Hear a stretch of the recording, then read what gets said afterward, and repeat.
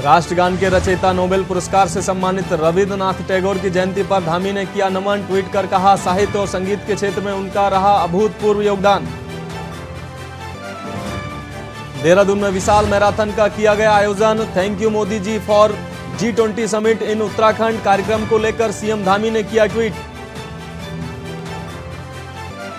Performance के आधार पर होंगे नौकरशाहों के तबादले। सीएम ने मांगा फीडबैक। तबादलों की सूची में शामिल अफसरों की परफॉर्मेंस का शुरू किया गया आकलन। यूट्यूबर सब्सक्राइबर बढ़ाने की चाह में खुद के साथ दूसरों की जिंदगी खतरे में डालने वालों पर सख्ती। देहरादून में रेस ड्राइविंग पर चालान के बजाय अब सीधे दर्ज होगा मुकदमा। अतिक्रमण पर अब तेजी से चलने लगा बुलडोजर। 27 मंदिरों और 200 मजारों को किया गया ध्वस्त। 2 गुरुद्वारों को भी भेजा गया नोटिस। और एशिया में समुद्र तल से सबसे ऊंचाई पर स्थित तुंगनाथ मंदिर को घोषित किया गया राष्ट्रीय स्मारक। लंबे समय से भारतीय पुरातत्व सर्वेक्षण विभाग की ओर से जारी है कवायद। आप देख रहे हैं के न्यूज, खबरों का सारथी।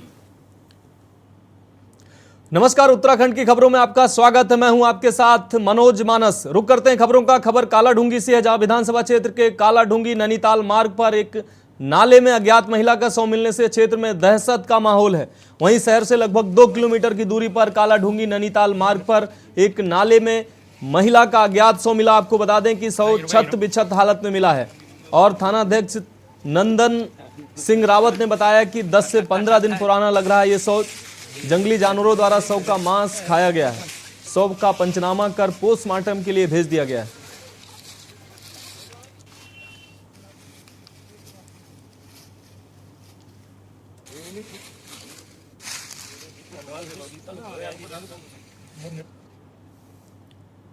खबर देहरादून से है, जहां डीजीपी अशोक कुमार की किताब साइबर एनकाउंटर का विमोचन हुआ। आपको बता दें, वहीं मुख्यमंत्री पुष्कर सिंह धामी ने कार्यक्रम में पहुंचकर किताब का विमोचन किया।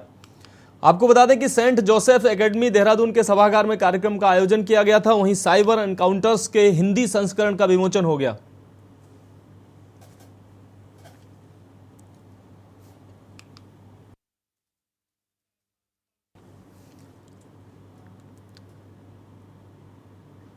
अगली खबर चमोली से है, जहां जाबाज सैनिक रुचिन रावत पुत्र श्री राजेंद्र सिंह रावत कूनी गार्ड गैरसैंण के निवासी थे। राजौरी सेक्टर जम्मू कश्मीर में उग्रवादियों से मुठभेड़ के दौरान वे शहीद हुए हैं। आज उनका पार्थिव शरीर उनके गांव पहुंचा। उनके पैतृक घाट पर सैन्य सम्मान के साथ उनके छोटे भाई ने मुखाग्नि दी। सभी ने जवान के बलिदान को याद करते हुए उनको श्रद्धांजलि दी। इस दौरान स्थानीय विधायक अनिल नौटियाल, कांग्रेस जिलाध्यक्ष मुकेश नेगी, एसडीएम गैरसैंण सीओ कर्णप्रयाग अमित सैनी भी श्रद्धांजलि देने के लिए पहुंचे।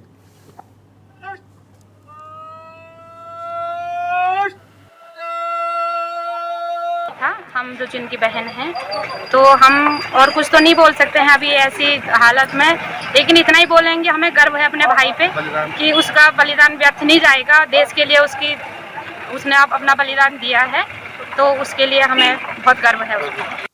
राजौरी इलाके में हमारा क्षेत्र का अमर शहीद रुचित रावत शहीद हुए हैं और आप देख सकते हैं इस समय हम यहाँ पर जो है शहीद अंत्येष्टि स्थल पर मौजूद हैं और पूरे सैनिक सम्मान के साथ पूरे क्षेत्रवासी यहाँ पर मौजूद हैं और हम भी यहाँ पर जिला कांग्रेस कमेटी चमोली की तरफ से अमर शहीद को अपनी श्रद्धांजलि सभी कांग्रेसियों की तरफ से यहाँ पर देने आया। उस टेररिस्ट की एक्टिविटी को रोकने के लिए, उनका कैजुअलिटी करने के लिए टीम पूरा गया।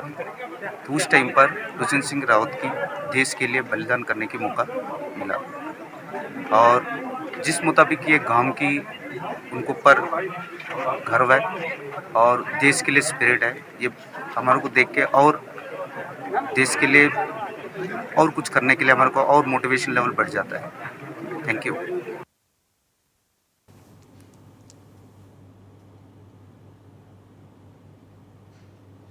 भारत के लिए जो शहीद हुए हैं रुचिन रावत के गांव में, आपको बताते चलें कि उग्रवादियों से लोहा लेते हुए जनपद चमोली के कूनीगाड़ मल्ली के निवासी रुचिन रावत शहीद हुए हैं।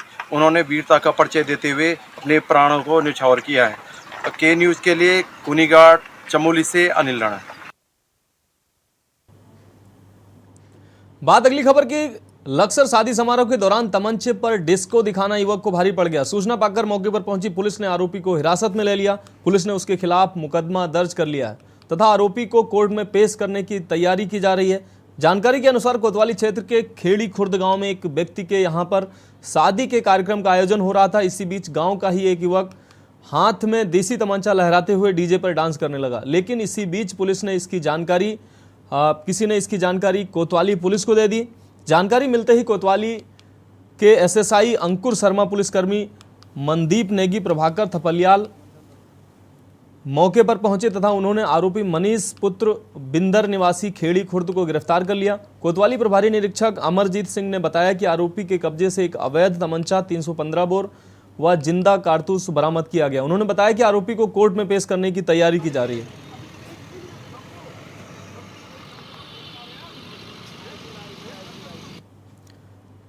खबर डोईवाला से है, जहां अपराध की रोकथाम और बाहरी प्रदेश के लोगों का पुलिस सत्यापन के लिए डोईवाला पुलिस ने तमाम पुलिस फोर्स के साथ डोईवाला की केशवपुरी और राजीव नगर बस्ती में अभियान चलाया। सुबह तड़के 5 बजे चले इस अभियान से बस्ती में हड़कंप मच गया। 800 लोगों की जांच और छानबीन की गई, जबकि बिना पुलिस सत्यापन के रह रहे किराएदारों के मकान मालिकों से पुलिस ने 6.5 लाख रुपया जुर्माना वसूला।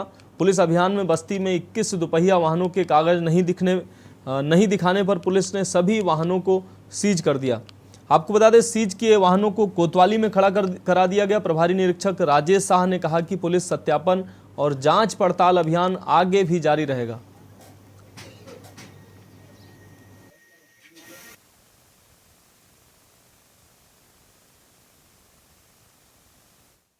उच्च अधिकारियों के निर्देशों के क्रम में आज केशवपुरी बस्ती और राजीव नगर इलाके में एक सघन चेकिंग अभियान पुलिस द्वारा चलाया गया था।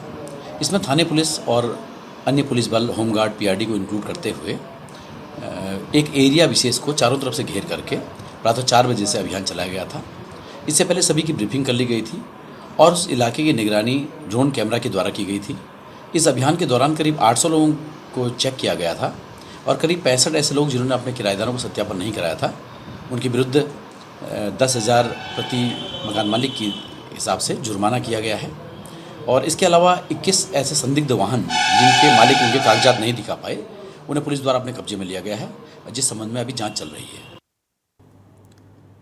बात अगली खबर की। बीते दिनों हुई बरसात में नैनी झील में समाई गंदगी का संज्ञान लेते हुए उच्च न्यायालय की फटकार के बाद आज जिला प्रशासन और नगर पालिका प्रशासन की संयुक्त टीम द्वारा नैनी झील का निरीक्षण किया गया। नैनी झील का निरीक्षण करने पहुंचे पालिका अध्यक्ष सचिन नेगी का कहना है कि पालिका द्वारा समय समय पर पालिका कर्मचारियों द्वारा झील की सफाई की जाती है, जिसे अब बृहद तौर पर किया जाएगा ताकि गंदगी को झील में जाने से रोका जा सके। उन्होंने बताया कि नालों में पड़ी गंदगी की सफाई के लिए सिंचाई विभाग को पत्र लिखे गए हैं। वहीं सभी नावों में डस्टबिन रखने की बात की गई है ताकि नाव चालक भी झील में गंदगी को उठाकर बाहर कर सकें, पालिका द्वारा लगाए गए कूड़ेदान में इस गंदगी को डाल सकें।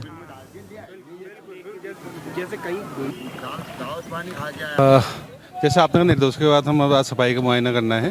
ये टाइम पे हम सफाई अभियान यहाँ पर चलाते हैं। उसी को देखते हुए आज हमने लोकल साथियों के साथ और हमारे जो अध्यक्ष, बोर्ड अध्यक्ष, इनके साथ और जितने फड़ा एसोसिएशन इनके साथ मिलकर सफाई अभियान हमने प्रारंभ किया है।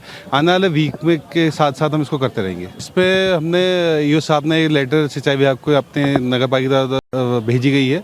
इसको देखते हुए उनके द्वारा भी हमसे अनुरोध किया है कि इसको टाइम में सफाई किया जाए, क्योंकि अभी बारिश का टाइम था तो स्वाभाविक है जो कूड़ा था नाले में अड़ा हुआ वो तेज भाव के साथ ताल में आया था, लेकिन फिर भी हमने प्रयास किया है कि ताल को स्वच्छ और साफ बनाएं। उद्देश्य ये है, पहले तो इस नाव में कोई सामग्री ले आने नहीं देते, खाद्य सामग्री में ले आने नहीं देते, लेकिन फिर भी अगर ताल में कहीं बोतल कूड़ा मिले तो जो लोकल हमारे चालक हैं उनसे हमने अनुरोध किया है जो भी आपको कूड़ा ताल में दिखाएगा उसको उठा के डस्टबिन में डाला जाए। रुक करते हैं अगली खबर का। उत्तराखंड की धामी सरकार द्वारा बनाए गए कई कानून गुजरात, यूपी सहित कई राज्यों के लिए मिसाल बन रहे हैं। इन कानूनों को अपना रहे हैं। वहीं मुख्यमंत्री पुष्कर सिंह धामी ने कहा कि धर्मांतरण कानून, नकल विरोधी कानून समेत अन्य कानून अन्य राज्य अपना रहे हैं, जो राज्य के लिए गर्व की बात है। इसके साथ ही मुख्यमंत्री ने कहा कि उत्तराखंड के हित के लिए जरूरत पड़ेगी तो जनसंख्या नियंत्रण कानून भी लाएंगे। साथ ही मुख्यमंत्री ने कहा कि समान नागरिक संहिता यानी कि यूसीसी का ड्राफ्ट भी तैयार हो गया है। यूसीसी पर सरकार का ड्राफ्ट दूसरे राज्यों के लिए मॉडल बन रहा है। पूरे भारतवर्ष के लिए एक मॉडल के रूप में इसलिए हो रहे हैं कि देवभूमि से इसकी शुरुआत हुई है। खुशी है कि उत्तराखंड के अंदर आज जो भी निर्णय हमने लिए हैं आदरणीय प्रधानमंत्री मोदी जी के नेतृत्व में, चाहे हमने समान नागरिक संहिता का कानून बनाने की बात हमने शुरू करी थी, उसका ड्राफ्ट अब लगभग तैयार हो गया है और आज भारतवर्ष के अन्य राज्य भी उस दिशा में चल रहे हैं। आज चाहे हमारे गुजरात हो, कर्नाटका हो, हिमाचल हो, सभी ने यूसीसी को बनाने के लिए अपने यहाँ पर जो है पहल की है। मैं सबका धन्यवाद करता हूँ और इसी प्रकार से धर्मांतरण का कानून हो या नकल का कानून हो, जो भी हम लोग लाए हैं वो आज पूरे भारतवर्ष के लिए एक मॉडल के रूप में इसलिए हो रहे हैं कि देवभूमि से इसकी शुरुआत हुई है। जो काम देवभूमि से शुरू होता है वो सभी जगह जाता है। बात अगली खबर की। उत्तराखंड में अगले साल होने वाले लोकसभा चुनाव से पहले भाजपा ने जीत के लिए तेज कर दी हैं अपनी तैयारियां। इसी कड़ी में उत्तराखंड भाजपा अब साल 2022 के चुनाव में हारी हुई विधानसभाओं में विशेष फोकस करने जा रही है। विजय, आपको बता दें, बीजेपी प्रदेश महामंत्री आदित्य कोठारी ने बताया कि भाजपा ने साल 2022 के विधानसभा चुनाव में कुल 23 विधानसभा सीटों में हार दर्ज की थी, जिसको देखते हुए पार्टी ने यह निर्णय लिया है कि 24 में होने वाले लोकसभा चुनाव से पहले पार्टी हारी हुई सभी विधानसभा सीटों पर कार्यक्रम आयोजित करेगी। लोकसभा और राज्यसभा सांसद इन सभी विधानसभाओं का भ्रमण करेंगे। बूथ स्तर तक पार्टी को मजबूत किया जाएगा। केंद्र और राज्य सरकार की योजनाओं की जनता को जानकारी दी जाएगी। आप आ जाओ तब मिल लेते हैं। 23 विधानसभाओं में हम लोग विधानसभा चुनाव हारे उत्तराखंड में, उसमें विशेष फोकस रहेगा और माननीय राज्यसभा के सदस्य जो हैं वो हारी विधानसभाओं में प्रवास करेंगे और लोकसभा के जो 5 सदस्य हैं वे सभी विधानसभाओं में प्रवास करेंगे। हमारा विशेष फोकस उन विधानसभाओं में जिसमें हम चुनाव हारे, उनमें सशक्तिकरण का, उनकी समस्याओं का समाधान करने का प्रयास, उसमें दोनों लोग जाएंगे, लोकसभा के लिए, राज्यसभा के। संगठन के आप समीक्षा हुई चुनाव के तुरंत बाद, वहां पर हमने अपने वरिष्ठ पदाधिकारियों को भेजा और उस विधानसभा में निवास करने वाले सभी वरिष्ठ कार्यकर्ताओं के साथ में बातचीत करके और क्या क्या कारण है उनकी समीक्षा तत्समय में हुई। अब उसको हम कैसे मजबूत कर सकते हैं आगामी लोकसभा चुनाव में, वहाँ हम लोग चुनाव में अच्छी स्थिति में रहें, इसके लिए लगातार प्रयास चल रहा है। खबर लक्सर से। लक्सर के जैतपुर गांव में प्रधान अर्जुन सैनी के निवास पर प्रधान संगठन की बैठक का कार्यक्रम हुआ। आपको बता दें, कार्यक्रम में पूर्व मुख्यमंत्री व हरिद्वार सांसद डॉक्टर रमेश पोखरियाल निशंक ने बतौर मुख्य अतिथि शिरकत की। डॉक्टर निशंक ने कहा कि ग्राम पंचायत राज में गांव की छोटी सरकार होती है, इसलिए उनकी जिम्मेदारी है कि वह ग्रामीणों की हर समस्या को प्राथमिकता के आधार पर हल कराएं। उन्होंने कहा कि प्रधानमंत्री नरेंद्र मोदी द्वारा देश के प्रत्येक व्यक्ति के लिए अनेक कल्याणकारी योजनाएं संचालित की जा रही हैं। उन्होंने कहा कि आज ग्रामीण क्षेत्रों में भी सभी को बिजली पानी के कनेक्शन मुफ्त में मिल रहे हैं, तो वही जनता को उज्ज्वला गैस योजना के तहत साल में 3 बार फ्री गैस सिलेंडर मिल रहा है। वहीं बेघर लोगों को प्रधानमंत्री आवास योजना के तहत एक अदा तो आपको बता दें छत भी उपलब्ध कराई। मौके पर ग्राम प्रधानों द्वारा मुख्य अतिथि बनने और अतिथियों का माल्यार्पण कर स्वागत भी किया गया। कार्यक्रम में प्रधान संगठन ब्लॉक लक्सर के अध्यक्ष अनुज अग्रवाल व महामंत्री अर्जुन सैनी साथ भी कई ग्राम प्रधान भी मौजूद रहे। जो जनप्रतिनिधि है, आज यहाँ पर ग्राम प्रधान संगठन की ओर से एक बैठक आयोजित हुई है और सभी ग्राम प्रधान यहाँ पर लक्सर के उपस्थित हुए हैं। तो मुझे खुशी है कि हमारे ग्राम प्रधान अब तेज़ी से गवर्नमेंट की योजनाओं को नीचे तक ले जाने के लिए कटिबद्ध हैं, काम कर रहे हैं और हम समन्वय का काम करेंगे। मैंने यही अपील की है कि ये बहुत खूबसूरत लोकतंत्र है हमारे देश का और जनप्रतिनिधियों को अपनी गरिमा बचानी भी है, बनानी भी है और बढ़ानी भी है। बात अगली खबर की। केंद्र सरकार की ओर से उत्तराखंड को G20 समिट की 3 बैठकों की मेजबानी सौंपे जाने के लिए देहरादून में राज्य सरकार ने प्रधानमंत्री नरेंद्र मोदी का आभार व्यक्त किया। इसके लिए देहरादून में विशाल marathon thank you Modi ji for G20 summit का आयोजन किया गया। मैराथन में बतौर मुख्य अतिथि मुख्यमंत्री पुष्कर सिंह धामी ने शिरकत की। इस दौरान उन्होंने दीप प्रज्वलित कर कार्यक्रम का शुभारंभ किया। इस मैराथन में बड़ी संख्या में स्कूली और कॉलेज के छात्रों ने प्रतिभाग किया। वहीं पत्रकारों से बातचीत में मुख्यमंत्री पुष्कर सिंह धामी ने कहा कि प्रधानमंत्री नरेंद्र मोदी के कुशल नेतृत्व के चलते ही भारत को G20 की अध्यक्षता मिली है। इसके साथ ही उत्तराखंड राज्य को G20 की 3 महत्वपूर्ण समिट आयोजित करने का भी मौका दिया गया, जिसके लिए प्रधानमंत्री मोदी का आभार व्यक्त करते हुए विशाल मैराथन का आयोजन किया गया।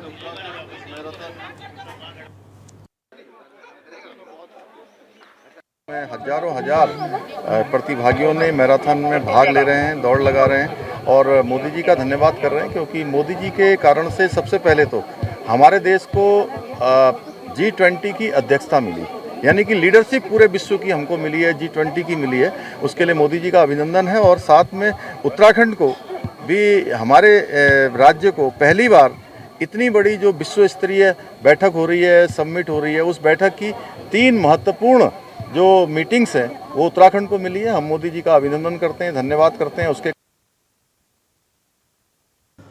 रुक अगली खबर का। देहरादून में रेस ड्राइविंग पर चालान की बजाय अब सीधे मुकदमा दर्ज होगा। एसपी ट्रैफिक देहरादून अक्षय कोंडे ने बताया कि रेस ड्राइविंग करने वाले अमूमन यूट्यूबर्स के पास 30 से 40 लाख रुपए की बाइक होती है। कुछ तो ऐसे हैं जिनके पास 1 से अधिक बाइकें हैं।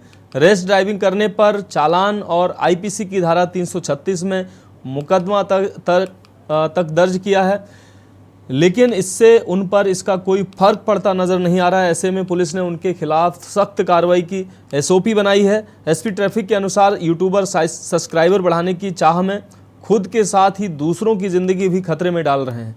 रेस ड्राइविंग के वीडियो यूट्यूब पर अपलोड किए जाते हैं, जिनको ढेरों व्यू भी मिलते हैं, लेकिन अब पुलिस ऐसे चैनलों पर भी नज़र रख रही है। कोर्ट को भी पत्र लिखकर अनुरोध किया गया है कि ऐसे चैनलों को बंद कराने के लिए आदेश पारित किए जाएं। रैश ड्राइवर स्पेशली जो बाइकर्स द्वारा की जाती है उसको लेके बहुत सारे कंप्लेंट्स हमारे पास आ रहे हैं। इसमें जो इंटरनल एसओपी हमने की है उसमें जनवरी की तर्ज पर जो हमने सोशल मीडिया टीम का गठन किया था वो टीम का हम फिर से गठन किया जाएगा। लास्ट 2 महीने में जितने भी रैश और निग्लिजेंट बिहेवियर के केसेस हमारे पास आते हैं उसमें हमने ये निर्णय लिया गया है कि जब भी कोई रैश या ओवर स्पीडिंग का केस हमारे पास आता है 60, 70, 80 की स्पीड से अगर है तो हम मोटर व्हीकल में अब तक कार्रवाई कर रहे थे, काउंसलिंग कर रहे थे। पर अगर ऐसा बिहेवियर अगर 100+ हो, वो हमारे कैमरे में, किसी सीसीटीवी में या किसी यूट्यूब चैनल पर अगर मिलता है तो हम इसमें 100% ट्रैफिक की तरफ से एफआईआर की कार्रवाई करने का हमने निर्णय।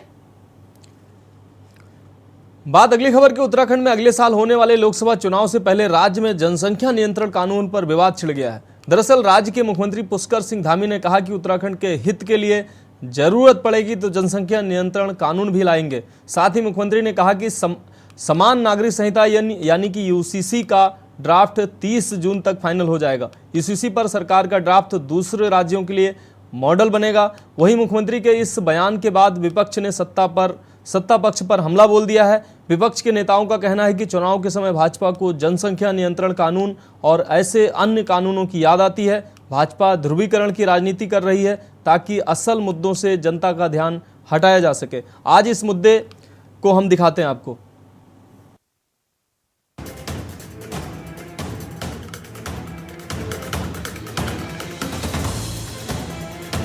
भारत में बढ़ती जनसंख्या के बीच मुख्यमंत्री पुष्कर सिंह धामी ने कहा कि उत्तराखंड के हित के लिए जरूरत पड़ेगी तो जनसंख्या नियंत्रण कानून भी लाएंगे। साथ ही मुख्यमंत्री ने कहा कि समान नागरिक संहिता यानी कि यूसीसी का ड्राफ्ट 30 जून तक फाइनल हो जाएगा और यूसीसी पर सरकार का ड्राफ्ट दूसरे राज्यों के लिए मॉडल बनेगा। वहीं मुख्यमंत्री के इस बयान की संगठन ने भी सराहना की है। बीजेपी प्रदेश अध्यक्ष महेंद्र भट्ट का कहना है कि राज्य सरकार जो भी कानून बना रही है वो दूसरे राज्यों के लिए नजीर बन रहा है। सरकार जल्द ही जनसंख्या नियंत्रण कानून के साथ ही समान नागरिक संहिता का कानून भी बनाने जा रही है। देखिए, उत्तराखंड के अंदर जो निर्णय हो रहे हैं वो सारे निर्णय देश के लिए नजीर बनते चले जा रहे हैं। अभी उत्तराखंड का भूमि खरीद के विषय पर कल मुख्यमंत्री जी ने जो बयान दिया है यह यहाँ की जन भावना का बयान है। आखिरकार कौन व्यक्ति जमीन खरीद रहा है, उसकी पृष्ठभूमि क्या है, सारे विषय पर चर्चा होगी। उसके लिए कानून सरकार बनाने जा रही है और साथ साथ समान नागरिक संहिता का विषय तो हमारा ऑन रूट है ही, तो हम लोग चर्चा कर ही रहे हैं। बहुत जल्दी कमेटी की सिफारिश मुख्यमंत्री को मिलेगी और बाद में सरकार द्वारा उसके लिए कानून बनेगा। आपको बता दें कि पिछले लंबे समय से जनता जनसंख्या नियंत्रण कानून की मांग सरकार से कर रही है। वहीं हाल ही में UNFPA ने अपना एक डाटा जारी किया जिसमें उन्होंने बताया कि जनसंख्या के मामले में भारत ने चीन को पीछे छोड़ दिया है। भारत की आबादी 142.8 करोड़ हो गई है, जबकि चीन 142.5 करोड़ की जनसंख्या के साथ अब भारत से पीछे है। लगातार बढ़ती जनसंख्या देश के विकास को अवरुद्ध कर रही है। वहीं मुख्यमंत्री के जनसंख्या नियंत्रण कानून लाए जाने वाले बयान पर राज्य में सियासत गर्मा गई है। विपक्षी दलों ने सत्ता पक्ष पर हमला बोल दिया है। विपक्ष के नेताओं का कहना है कि चुनाव के समय भाजपा को जनसंख्या नियंत्रण कानून और ऐसे अन्य कानूनों की याद आती है। सत्ता में इतने साल होने के बाद भाजपा को चुनाव के समय इसकी याद आ रही है, जबकि धरातल पर ऐसा नहीं होना है। ये फेलियर की निशानी है। हर मोर्चे में सरकार फेल है, चाहे वो जोशीमठ का प्रकरण हो, चाहे वो अंकिता मर्डर केस हो, चाहे आतंकवादियों का यूपी की पुलिस का पकड़ना हो, चाहे वो भर्ती घोटाले का SSC भर्ती घोटाला हो, चाहे वो पटवारी पेपर लीक हो, तो हर मोर्चे पे फेल है। खनन और भूमाफियाओं का कब्जा इस राज्य में हो गया है, तो ऐसे वो क्या कहेंगे। चारधाम यात्रा भी फेल, उसमें जो अव्यवस्थाएं वो सबने देखी हैं। मंत्री लोगों को सड़कों में पीट रहे हैं। दो मंत्री जिनका सबसे ज़्यादा आवश्यक था राज्य में होना चारधाम यात्रा में, स्वास्थ्य मंत्री कर्नाटक के चुनाव में व्यस्त है, उसको उत्तराखंड की उससे कोई मतलब नहीं, और टूरिज्म मिनिस्टर जिसको जरूर होना चाहिए तो दूसरी बार लगातार जो है चारधाम यात्रा से दूर है। ऐसे में मुख्यमंत्री के पास चारा क्या है। कभी वो मदरसा कहते हैं, कभी मज़ार कहते हैं, कभी वो लैंड जिहाद कहते हैं, कभी वो जनसंख्या नियंत्रण कहते हैं। हमी सरकार द्वारा बिना सोचे विचारे एक के बाद एक निर्णय लिए जा रहे हैं, लेकिन इस बीच आपको उत्तर प्रदेश के बरेली ले चलते हैं, जहां सीएम योगी आदित्यनाथ निकाय चुनाव की जनसभा को संबोधित कर रहे हैं।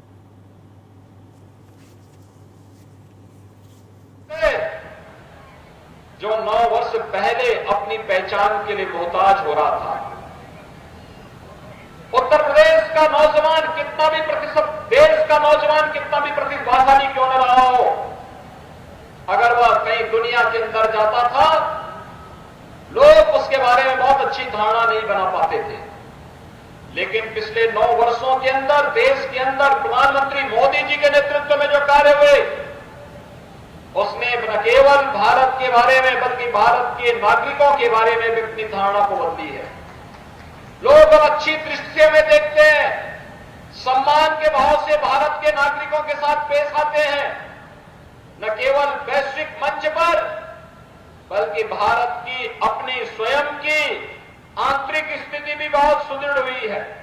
एक सुरक्षित भारत, एक सुशासित भारत, विकास की प्रक्रिया के साथ तेजी के साथ आगे बढ़ता हुआ भारत, दुनिया की सबसे बड़ी अर्थव्यवस्था के रूप में उभरता हुआ भारत आज इंफ्रास्ट्रक्चर के लिए नए मानक प्रस्तुत कर रहा है।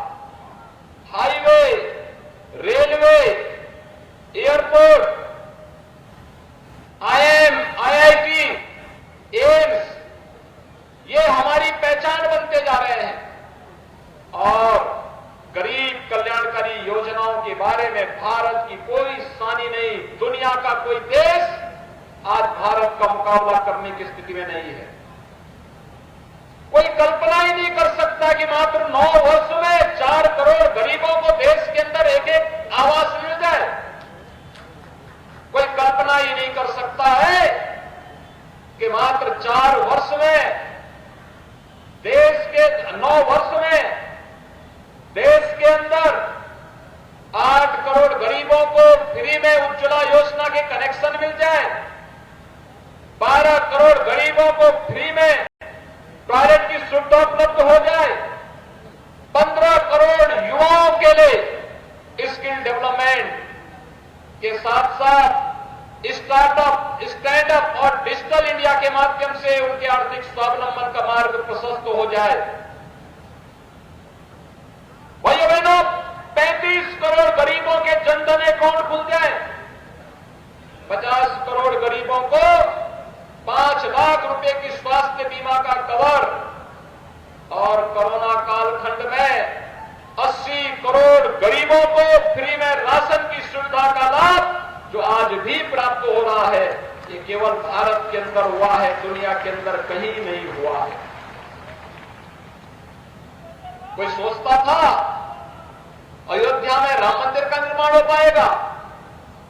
लोग ये मानते थे कि अनावश्यक क्यों विवाद खड़ा किया जा रहा है, लेकिन हमारे लिए केवल एक मंदिर नहीं था, भारत की आस्था का प्रतीक था, और इसलिए अयोध्या में भगवान राम के मंदिर को निर्माण हर हाल में करना है, इसके लिए आंदोलन होता था।